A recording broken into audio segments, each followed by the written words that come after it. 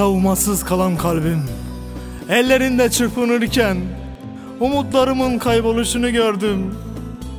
Dalınla açan manolyanın yapraklar arasında dokunuşun, ürkek ve masum bakışında kollarımdan kaçarcasına ayrılışını gördüm.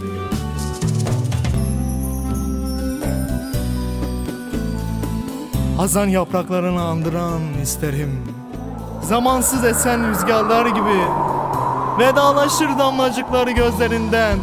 Açmayı beklerken umut tomurcuklarım, umut tomurcuklarım.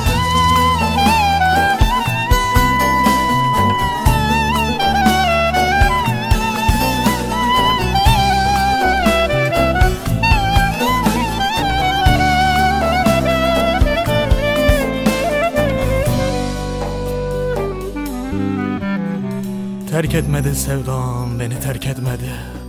Sisli bulutların arasında bir çift göz ve yaralı kalbim, ve yaralı kalbim.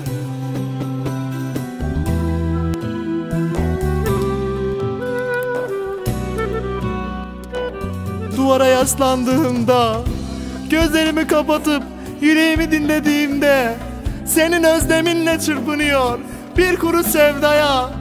Bir kuru sevdaya aldanmış yaralı yüreğim. Bir kuru sevdaya aldanmış yaralı yüreğim. Yaralı yüreğim. Günlerim yıl gibi oluyor. İstesem de sensiz geçmiyor. Gecelerim yıldızlarda. Günün sabah doğan güneşimsin. Günün sabah doğan güneşimsin. İçimdeki sevdanla yeşeren, odamı aydınlatan ışığımsın. Hayalin dolduruyor dört bir yanımı. Okşasam o simsiyah saçlarını, okşasam o simsiyah saçlarını. Oysa yüreğimde seninleydim yine. Dinler misin kalp atışlarımı? Yorgun düşen bedenimde bulutlarda izlesem resmini, bulutlarda izlesem resmini.